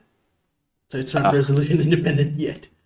So I'm gonna do a bit more R&D and find that. But I'm sure it can be done. I think I have a, well, I'll see if I can load up that file and show it later. So let's before we do anything else, let's run a test on this. So this whole scene, I've saved it. I'm gonna save as, and let's there's our world. I'm going to go down here to mutate. I'll first make sure nothing's selected. So when I do mutate, everything will mutate. It's going to be completely random. And if we have done our jobs right, the whole text string and everything should hold. For those wondering what mutate is, it when you press the button, it goes around and changes the seed values for all of the nodes. So that's what you're going to be doing. So use it after you've saved. Definitely after you save. Yeah. There's one really handy thing. So in I'm not going to open this right now, but if you go to open and open autosave, every time you mutate, Gaea will save an autosave for you. There you go. Yeah, and that's just because I think that actually answers a question that we had earlier, something about autosaves. I knew there was a feature like that, just didn't know when it was used. So autosave, every time you do something that's potentially not just destructive, but a large enough change, like if you change like, erosion strength, that's not a large enough change. So it won't create an autosave. But if you add a new node, delete a node, delete a bunch of connections together, or mutate, things like that, that's when Gaea will autosave. Hmm. So, oh look, that looks interesting. This whole river network. Yeah. I should make the viewport bigger. So I think the world holds up. Klaus brings up a good point on the mutations. It won't mutate the mask for the lake node. No, it won't. The other thing, it But won't. everything else will be procedurally generated to the lake nodes, though. So as you can see there, the river systems all still really connect in a seemingly natural way. Yeah, one very a cool thing, it's kind of like a hybrid between procedural design and just a happy accident, is that yeah, even though we have kind of the mask, let me see, let me find the mask. There it is. That's just the rainfall starting point. So the water, even though it starts here, will always end up somewhere downstream. So we won't end up with a lake where it's not supposed to be. So Yeah, even if we keep like certain things fixed, but then mutate the rest, it will still look believable enough. And the other thing that it's not going to mutate is early on, I used transform to pin my mountain up here in this corner. So that's not going to change either. Like if this was centered, then it would stay centered. If it's pinned to the side. So the position of stuff won't change either. So that's, depending on how you look at it, it's something you might want to automate and randomize yourself. Or you could use this as a strength as well and just go like, well, here are the elements I don't want changed. And then here's the other stuff that I do want to change. One of the things that we were kind of discussing in the Discord the other day was the lake nodes is more or less a simulation anyways. Mm-hmm. And all you're doing with the mask input for the rainfall is choosing where you want a happy little rain cloud to, drop water. Instead of having it drop everywhere, you're just specifically having it drop in one area, so that the simulation will work out the same regardless. Yeah, exactly. I mean, for the actual water surface, there's like tons of physics and stuff, but for as far as the placement is concerned, you can think of it as the same way as erosion. It's the same as if you painted a mask for erosion. It will start there, but it'll end up somewhere else. And it is a very similar algorithm that will, it's basically just both of them throw water. This one just doesn't erode. Okay, should I save this and then try a new mutation? I guess I should save this. Yeah, I think we could throw out a couple of examples out there. That one actually looks really good. That looks like something you would see probably like somewhere up north, the Pacific Northwest, almost. Yeah. Or even Canada. It's wouldn't mind taking a vacation down here. Quick question. Yes. can you mark certain nodes as non-mutatable? Oh yeah, okay. So basically, yeah, just select stuff you want to mutate, and then press mutate. It'll only mutate the selected nodes. You The can use a control click to select just the specific nodes that you want. mm-hmm. But I think having a protect from mutate is a good idea. I think we might have something like that in the works. I don't know, because a lot of those little convenience features kind of get pushed back in the backlog. But yeah, that would be nice to have. Or even just having like certain nodes be marked as mutatable. This one, Another good question, real quick, is exporting all of the necessary components to get your final result out into like another application. So like the arboreal nodes, like the tree maps, and things like that. Those, when you mark for export on some nodes, it should mark everything that's connected to that node as an export. But if you wanted to use the output node, you can output specific masks or even data maps, mm-hmm. regardless of what's connected to it. But if you want to go through and kind of show what they would need to export everything they need there, Sure. so they can recreate it in their CG application, that would be probably a good use of time. Yeah. So let's do both. Let's assume that they don't need the trees, they just need the tree placement. So for that, we already have our all flowers mask. But this is actually the color guide. There's a different one called the tree mask, which let's just connect the two. You can see. The color guide actually has a little bit of bleed, and that's because when you're dealing with little pointy polygons, you want to have a little bit of bleed, otherwise the edges will end up brown and take up color from the ground instead of the tree map. But the tree masks themselves, they're like very precise to whatever the like the exact placement of the trees is. So this could be like, for example, I because I'm very very old, I use 3D Studio Max and uh, I rely on the Forest Pack plugin to do all my distribution. So I will end up taking this map to Forest Pack and give it as the distribution mask. Same thing for this pine thing here. So yeah, I would mark this as export. I'll just rename this and call this like mask. Yes, I want it to be saved by that name. And then this one, that's your meadow mask. And then for the actual height field export, I would say this lake is where you should export your terrain, because it doesn't have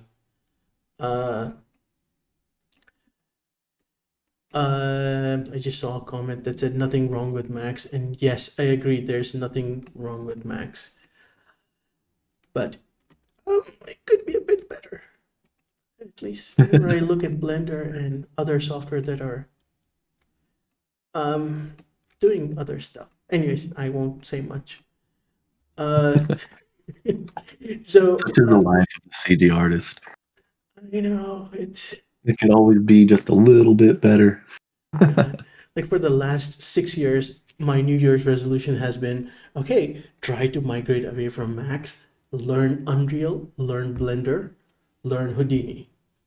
And well, it's also my New Year's resolution for 2023.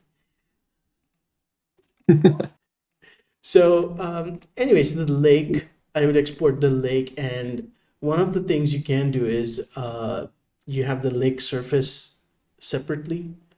So you can have like a mask for the for the lake surface. You could use that as well. And because the lake, as it doesn't really change the geometry around it. It just figures out where to put these flat volumes of water. You could just export the previous node and then just export the hidden. Okay, so this one's hidden as well. I'll use another FX node to explore this. If we drag and drop on lakes, you will get the surface. That's your surface. And when you export, if you're exporting meshes, like if you export this as a mesh, you can also export this as a mesh. Just slap on a volumetric, or not volumetric, but like a water material or something on this, you're good to go. So those are the two main things I would export for the geometry. And then for that surface export, that will come in handy for a lot of people who use path tracing engines. You need to have some kind of solid for it to give you proper volumetrics. Absolutely. One of the features that I really wanted to get in 1.3, but we just didn't have the time, is a new option in mesh export where if you have like the flat parts, it's just taken out. It's not there. It's not part of the mesh. No wasted polygons. But we'll put it in some other update. So let's see, for the color stuff, let me pin lakes so we can see. For the color stuff, well, it really depends. You don't want to have water in your color maps, especially if you're going to have like a translucent material on top of this with your meshes. So you might want to, depending on how you're doing this, you want to have the ground textures separately and then blend them together, or just ignore the water in this case maybe, and then just have, like, if I were to bypass this, then you just at the end you have everything that you need for your main terrain mask, or sorry, the main terrain texture.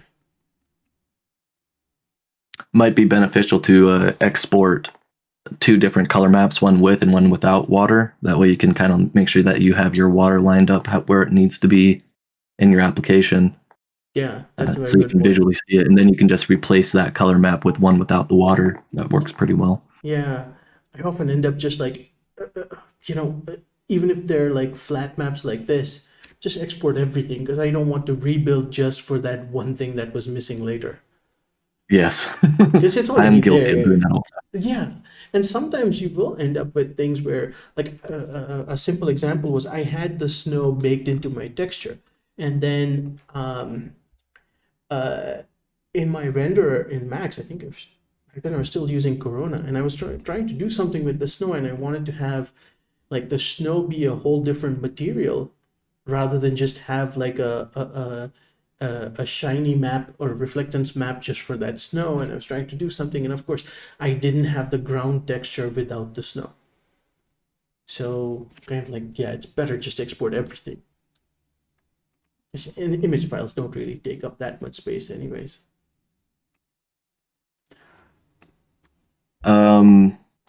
Claudio asked if we can import basic geometry as a starting base in Gaea. You can import currently a different height map through the file node. If you're asking about geometry as in like maybe an object, 3D object, that's I believe that's in the works, but it's not available yet. Yeah, when 1.3.1 becomes production ready, probably a couple of weeks or something, we're gonna have an OBJ importer, so you can import relatively lightweight meshes, like not millions and millions of polygons maybe, and it'll use z-depth projection to turn it into a height field, and then you can just use it here. Trying to think of anything relevant, any major mistakes I've made before. Like one of the first things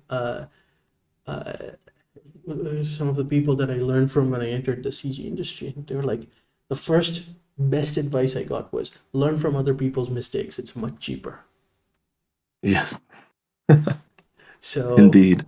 let's see, I'm trying to think of what mistakes I've made. Oh yeah, okay. So you don't, if you're going to populate your terrain with real trees, you don't want to export all of this. But sometimes I've used this to drive color variations, because in Forest Pack at least you could do that. You could have these extra maps that they can help you guide color in a certain way. So it's good. And sometimes, actually, just recently, someone asked me why would you even use arboreal node? Like, it's just there for a little while on the terrain, unless it's a distant terrain. Otherwise, it's useless. And you know, yeah, it can feel like that. But what I love about having these trees and what it was originally designed for, we actually designed it for a major movie studio. They used it for something, and then we made a more versatile version that everyone could use, and that's this. And it's like when you have trees, it helps you ground yourself. It gives you a sense of scale. It's also great for planning. And then the one thing that these arboreal nodes can provide is that they have direct simulation interaction with like the general, like erosion, snow, river, whatever, all these other processes in Gaia. So you can see here, it's actually, let me bring the water back so we can look. So there, you can see it knows kind of like where the entire meander zone for this river is, so it kind of keeps this clear, but at the same time it'll kind of come in certain places. All of that would be I don't think that's possible with any of the population like the instance population and scatter software that I know of, unless you have lots of masks and you use that to drive that. So here you can plan out your vegetation zones and so on. So it helps a lot with that as well. Yeah, a lot of people mistake the arboreal node for just like a visualizer, but I've used it in a couple of different like personal test builds to actually place the plants that I'm trying to populate in realistic ways. Like a lot of basic scatter tools, they have height and slope that you can choose from, and then you have to use some kind of noise to break it up the rest of the way. Right. But those applications, they don't actually know the geometry of your landscape. They just kind of apply a giant, noise over your entire landscape, and it doesn't follow any interesting patterns that are more natural. Yeah. So the arboreal node really assists in that matter. It's, in my opinion, it's one of the better nodes that has been released in Gaia in the last couple releases. I don't think I've been as excited for a node since maybe Fold. Oh wow! Oh, Yeah, oh no, wow! Fold's That's an old node, but I really loved Fold when you kind of released it and fixed it up a bit. yeah. I've been excited for a lot of nodes, but I'm trying to say is I haven't been as stoked, I guess. Well, you know what? There's another trick that's very useful. This was something I actually cooked up. I mean, wasn't designed, but it's made from existing tools where for skybox artists. So, like, let's say this is something you're seeing from afar, and with the game engines, even though they're tremendously powerful now, you still want to, you don't want to waste your resources, and you're counting the polygons, and then unfortunately, skybox artists will get like the lowest amount of polygon budget because it's just there for a few moments or something, and so they often don't get to do too much, and then you can't pack in too much detail. So one of the things I like to do is, especially if the game situation might allow for like static lighting, it's not like like a whole day night cycle or something, then you can bake the light. And so what I would do is just create a light node. I'll give it the texture map, and I'll give it the, oh wait, where's, way up there. Oh, I'm just gonna turn this into a portal. I don't like lines that are that long. And multi. By the way, if you guys saw that red line down here, that's like it's the, you can stop the engine temporarily. So if you press the tilde key, the one next to the number 1 key, or you press this button here, the engine gets suspended. And so you can make changes like mask changes, and then when you press the button again, it'll then process all the changes together. So sometimes if you want to avoid reprocessing, it helps. So anyways, with the light node, let's see. This is the raw data. So I will just pull in this into a separate color FX so we can see it flat. Let's not have any underlay. So the light node uses the same render engine we use for the viewport, and it makes the lighting. And the great advantage is that it is a very, very specialized renderer that even here you can see there's a bit of soft shadowing, even if the tree is like just a pixel tall. And oh wait, go away. I want to flat. Okay, hold on. Let me make a constant. I'll pin that constant. Now you can see there. So you get all of this. And now what I'm going to do is I will go back to the lake node, pin that as the underlay in there. So you have this. Now, this is just a very, very quick little hack that I did. With a bit more planning, it can be done. And you can bake all the rich detail into that light map. You won't even need a normal map because the normals needed for the materials are baked into this as well, and you can have slightly more detailed skybox or distant elements and not have to use too many polygons.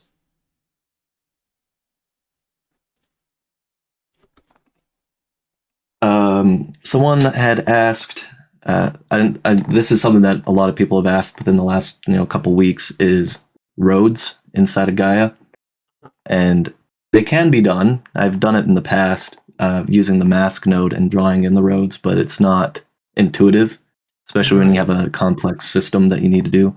But that doesn't necessarily pertain to this build that we're doing right now. So if we can come up with like I'll follow up on that and see if we can get an actual like maybe workflow or answer on how that will be approached in the future. But for now, I think unless Dax wants to expand on it, there are ways to do it. And again, like you said, it's beyond the scope of what we're doing right now. So and we'll save that for later. But we have a road system in our back pocket. We're going to bring that out at some point. It's very rudimentary, needs some love. So I can't give an ETA, but yeah, we're definitely working on it. There's right now, I think the most systematic way people do it, especially the way I've seen it done in a couple of AAA projects, is that you just save a copy of this terrain, like just the color map, just like you could just go here, right click, save PNG. Use that as your little reference, then make go into Illustrator or something, make your curves.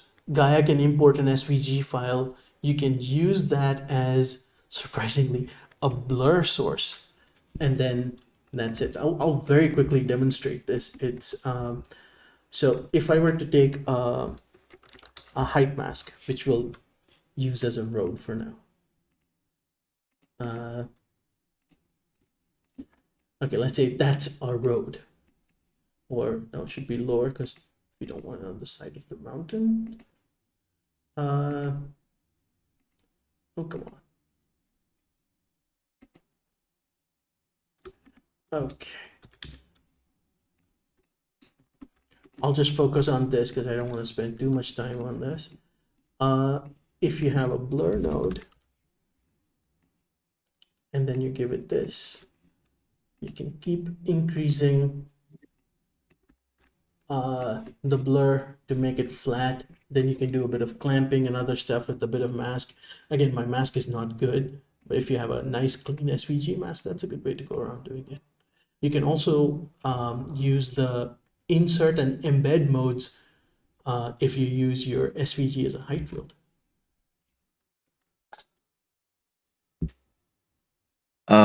You can also take a mask out of like a GIS program.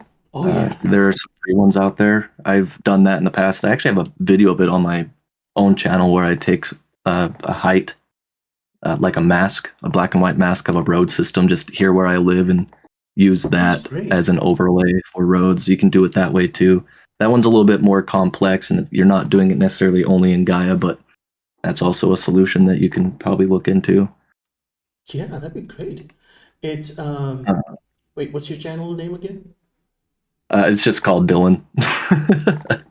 Oh, okay. I have the URL right here. I'll put it up on Notepad so people can see.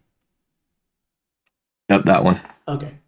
So yeah, go check it out. He has a bunch of really, really cool videos. But yeah, the stuff from the GIS, I guess that would be very nice and precise. Yeah, it works out pretty well. It's a little bit harder to work on when you're doing like a custom build inside of Gaea, but you can definitely finagle it. I had to do that for a project last year, and it worked out really well. It took a little bit more time outside of Gaea to get right, but I was able to make a mask of some streets here, I took a mask of the entire city of Twila Oh wow. and used that as like a road system, and they were able to simulate like traffic and stuff on it. It worked really well. It just wasn't a seamless workflow from Gaea to whatever they were using to simulate their traffic, but that's just one more approach you can go about doing it. We're getting questions about details on exporting to Unreal Engine. Gaea has all the tools you need to export to game engines in the build tab. The scaling itself, though, is going to be dependent on how your results are in Unreal Engine, and you're going to have to look up Epic's documentation on how to properly scale things in Unreal Engine. Yeah, we'll have to do like a special video on that because it is a surprisingly broad topic. Yeah, And I'll have to scaling is learn. always something that comes up. I'll actually leave that to you because I don't want to learn Unreal Engine just yet. Otherwise, I won't have something for my New Year's resolution. Yeah, there you go. One thing at a time, right? Yeah. Oh, I see something. It says like importing splines. So right now we can import splines if they're SVG. So we can import just about any kind of SVG file. It'll be turned into a height map at whatever preview or build resolution you have. So you can bring in very high res stuff. Editable splines, on the other hand, no, we don't have that just yet, but it is definitely in the works. We'll have that. I think we should have, yeah, I have a vector node right here, but it'll probably crash, so I'm not going to show you.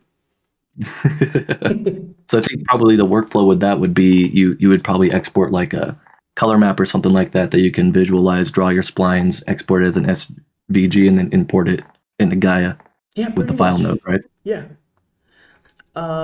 Okay, so I actually had this open. I figured if we had time, and I know we don't really have time, but this was the scene. This is the one that's going to be in the quick starts. This is the one that you know everyone saw in the trailer.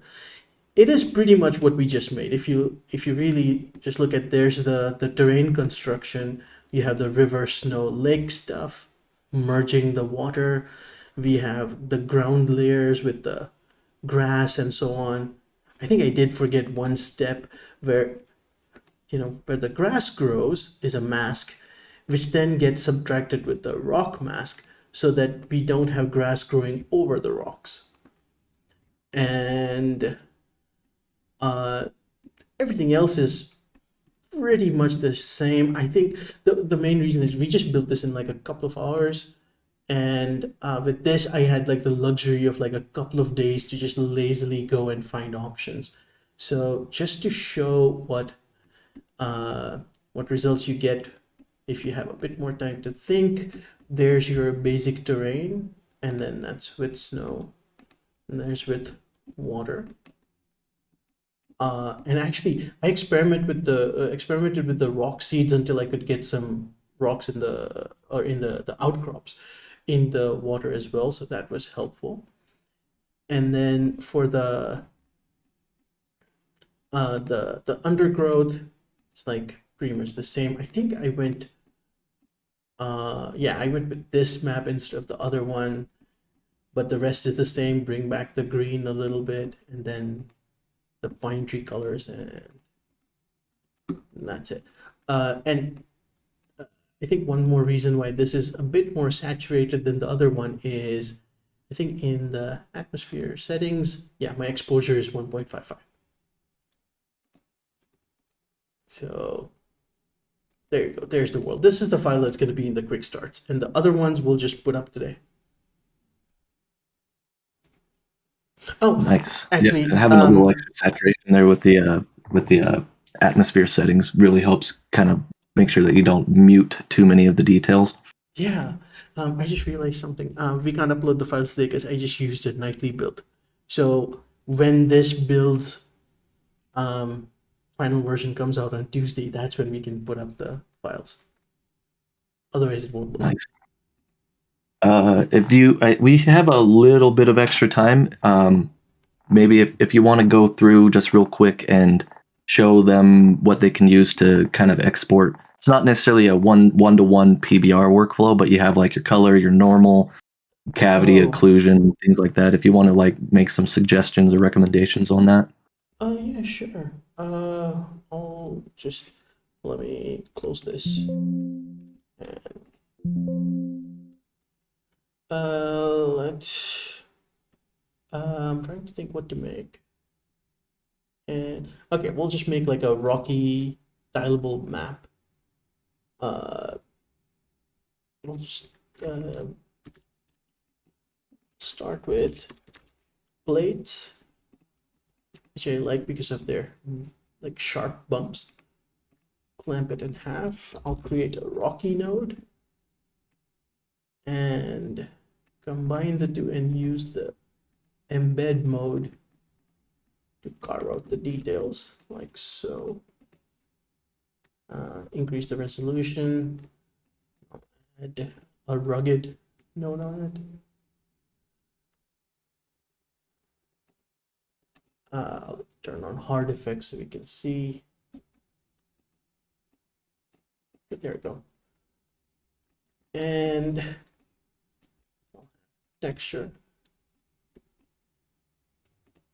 Pin this with the texture. I think we'll go with 2 sat maps. Oh, that's fine. I like it when it randomly selects a really good map.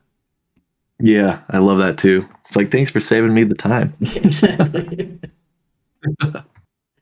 I mean, I could look through stat maps all day though, and I actually, you know what? I think I have. Like, I've gone one by one to see what they look like. It's a weird sort of fun thing to do, but it's there are plenty of options. Oh, let me pick something from the new.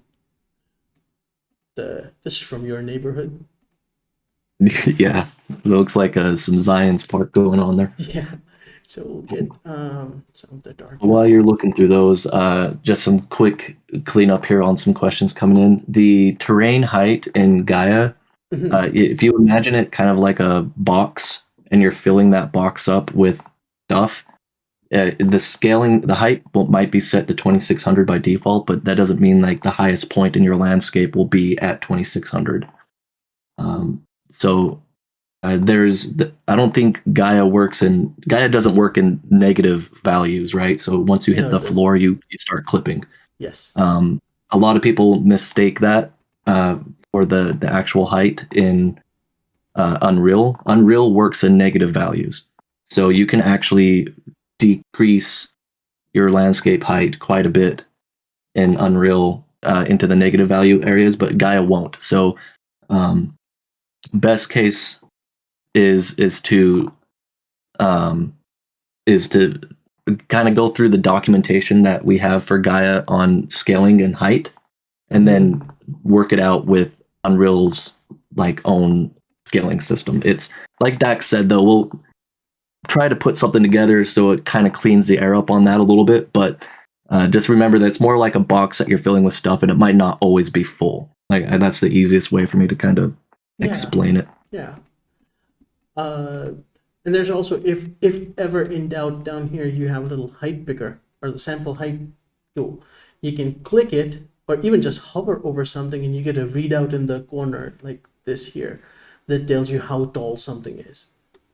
And it also, when you click it, it'll tell you what percentage it is as well. So sometimes you'll have a slider that's asking percentage for a height. Like for example, let me go back here and let's do, say, snow. So we saw this was like 1200 meters or something, and for this I want my snow line to be at exactly 800 meters, and this is in percentage. So I can click and pick here with the color or the height picker, but I can also right click and enter 800M and hit enter. It'll figure out what the percentage is. Still not tall enough. And that's You got a really low landscape there. Anyways, go back to the map. So I have this basic map here, and to make it tileable, one of the first things I need to do is take the height field output and make a seamless node. And then in the second input, I'll give it the color map that I have. So now both of these are tileable. And you can toggle the preview to see how it's styling. You can change the edge blending. You can shift it along on different axes. God, I can't even speak today. So that one's so yeah, you can adjust as you need to. For this one, I think I would go with an even smaller or the lower planes, because plates, I don't want them jutting out too much. So yeah, something like that, that's stylable enough. And even though it's not visible, if I were to pull in a color FX, and if I press G on seamless, and oh, I have the toggle preview turned on. So there, it fits perfectly with my seamless thing and it's styling. And if you ever want to check the tile or repeat it really, you have the repeat node, which again also takes both height and color. You can do it like turn off compensate height, which you need for export sometimes. I'll just get like 4 tiles, and again color FX.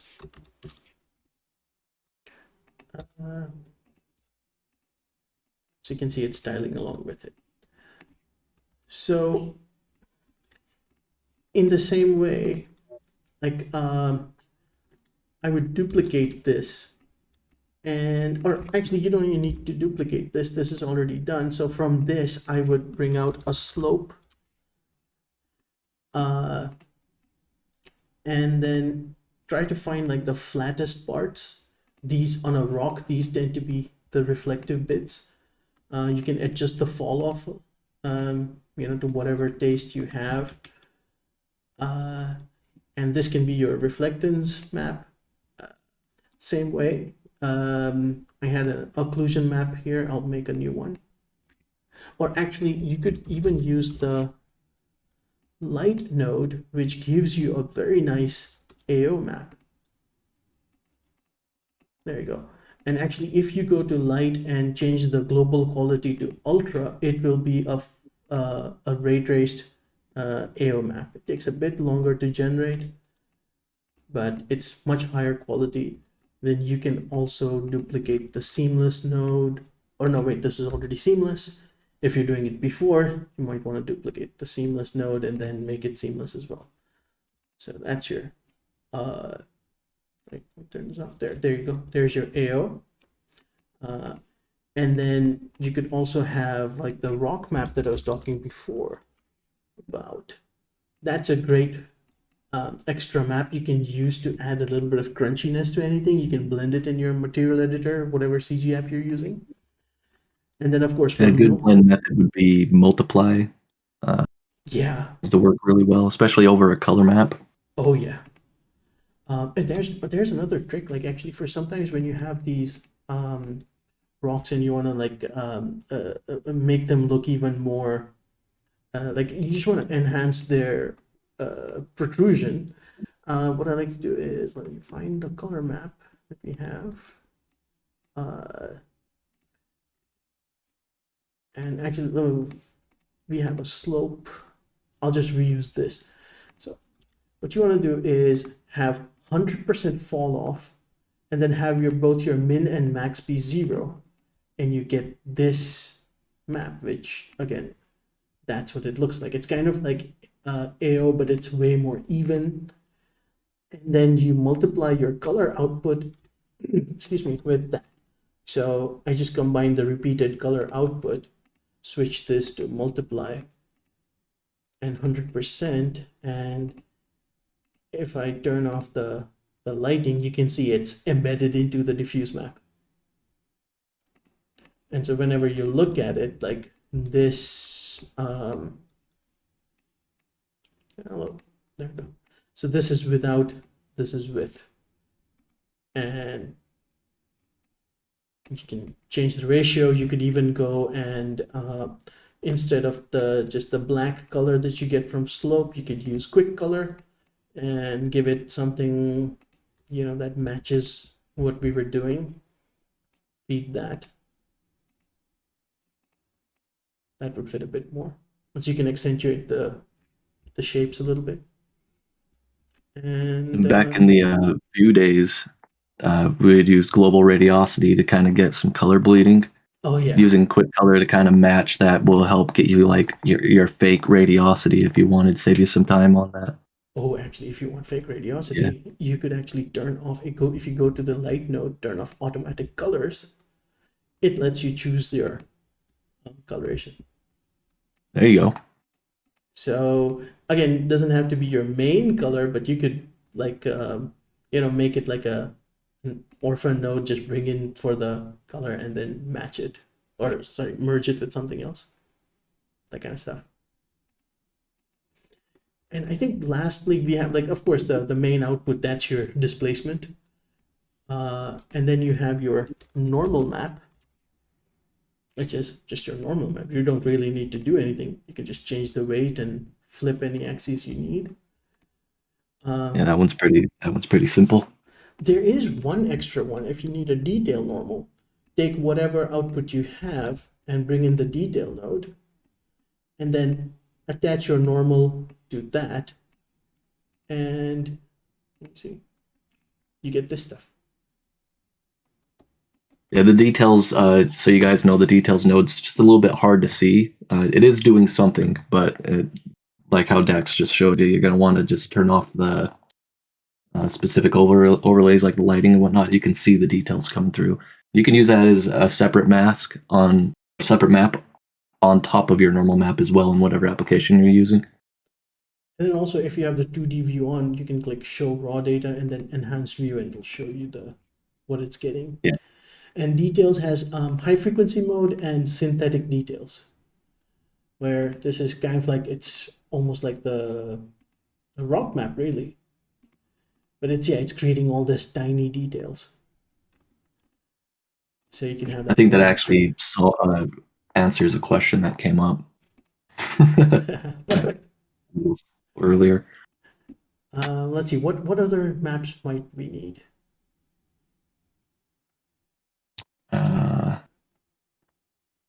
I don't think there's any much more that you'd probably really need, at least not on the size of landscapes that we're making anyways. Yeah. I think that was a good kind of explanation on what you would want to do for the build that we put together.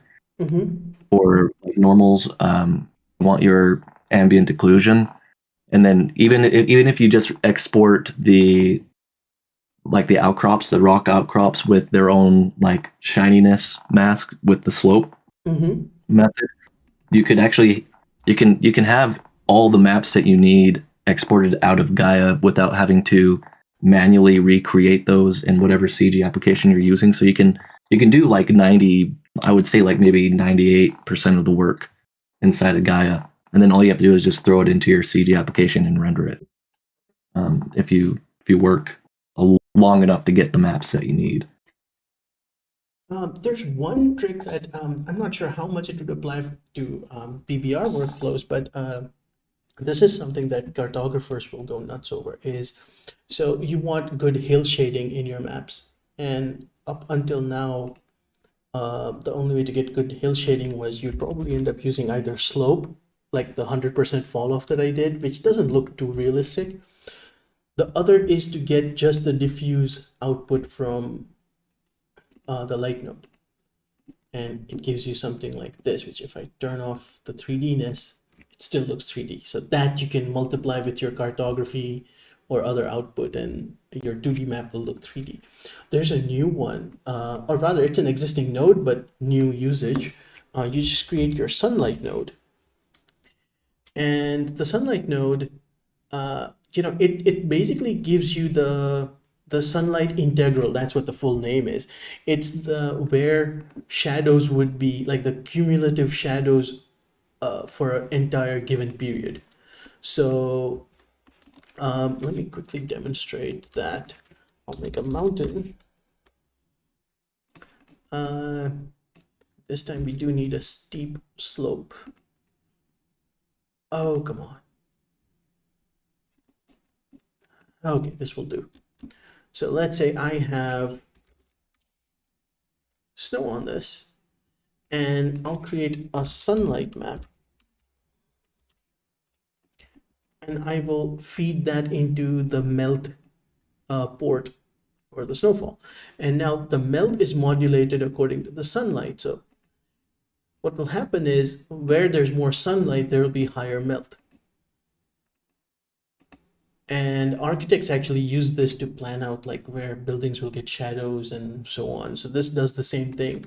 And you can choose, which way your north is. 0 is, of course, north. You can choose what time of or what day of the year your period begins. So I could do like from the 8th day to the 80th day, or the 180th day, because that's closer to summer, so we're getting more sunlight. So you can pick something like that. You can also choose your latitude, because of course it's different depending on where you are. But if you were to go 0 on your latitude, you get this. And I don't need to. I think we could just pick one day, and you get this. And this is exactly the kind of soft hill shading one might need for maps. So if I had, say, a cartography node, and I could just combine these two with just multiply, and you can I'll just pin this here, and with the shaper you can adjust this. But it's really good hill shading, and it's more efficient than using the light node. That looks pretty cool. We'll have to do a cartography thing someday. Yeah, and cartography is one of those things that I want to kind of get back into. I did it a little bit when I was younger and didn't really pick it back up. Yeah. It would be interesting to create a detailed map of the terrain that we just built today. Oh yeah, that would be cool. Yeah. That would be really fun to see as well. Yeah. But I know it's late for you where you're at. We kind of gone over a little bit from what we wanted to. We wanted to run the stream. Sorry, I can't speak right now. You know how you feel. But hold on, there is some chat in the stream. Oh, it's cows, but not giving Gaea a hard time. Oh, okay. So there are some questions that came up that didn't really pertain to what we were building, which is fine because they were still good questions. But I think what we'll do is I'll bring them up later, and then we can kind of decide what we want to do. But some of the things that came up was maybe a splat map breakdown, which there's very little material out there for splat maps. I think that might be a good one to kind of hit in like a future stream or maybe a future video. Yeah. Is how we would probably do a splat map workflow. Sure. A Gaea to Quixel mixer video. There are some videos out there already where people have done that. Mm-hmm. We could probably 'Cause I think of think some things. with Quicksilver Mixer, it's the great thing is you have that built-in support for quickly blending things, and so really all you want to do is in the video in everything we showed today, rather wherever you think, okay, now we're going to take a texture map or a sat map, just use whatever mask you're using, export those masks, and then you have all the wonderful Megascans materials to just directly feed into those masks. That's about it. You just export your height map as your base and then just the masks. Yep. Yeah, it's using Mixer itself is, I would say, probably the trickier part. True. But once you get familiar with it, it's not too bad. Yeah. Uh, Especially if you're gonna then have the same maps in your game engine. That's a great way to take your Gaia terrain, just prepare everything there, and then just straight up export to Unreal or wherever you're gonna use it. yes, yep, saves you a little bit of time there. Yeah. On that note, the One other one thing, thing was, go quickly ahead. though, relevant to this, let's say if we had a texture map.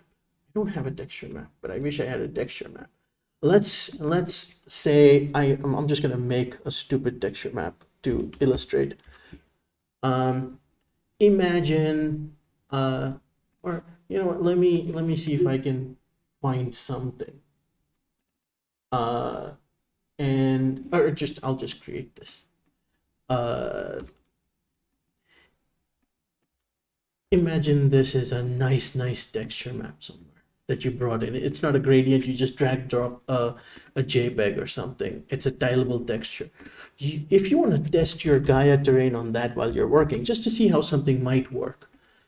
Oops. Not this, but this. And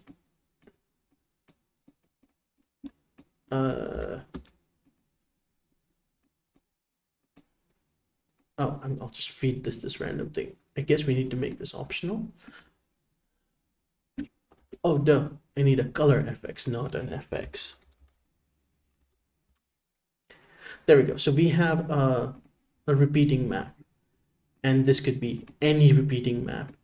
So if you're testing your splat maps, which we'll again go into detail later, but yeah, this can be a great way to test them out. You don't have to take it outside to any other app to try it. And if you find textures that you want, put them in through like a file node. Yeah, that's it. Yep, that's about it.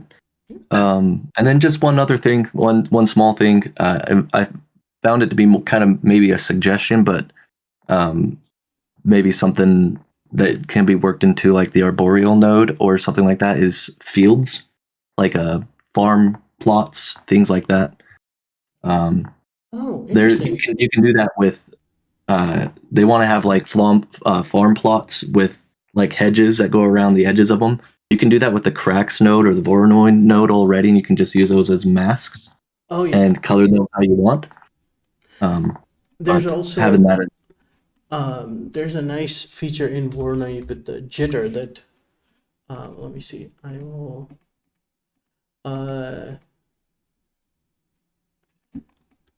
like so, and then just feed that straight to a sat map, or maybe a green sat map. yep, This is so rudimentary, but yeah, you have this, and if you lower the jitter, you can start getting different shapes. And then there's always the Voronoi Plus, which can give you a grid. You can change the density and then blend a bunch of things together, feed that to sat maps. You can have different forms. yeah. So there's some workflows for it that you can do in Gaia already for that. It just takes a little bit of finessing with Voronoi, which is the main component when it comes to making those fields. True. And if you once just you get need that like wrangled in and placed where you want it, you can definitely make fields doing that. yeah, and if you you just want a texture on it, let me just make like a constant and just add an arboreal node with not shrubs, but broadleaf. I guess I would need something. It won't work on just a flat. And flatten it a bit. So, okay, so you're getting that. If you get more, I'll just,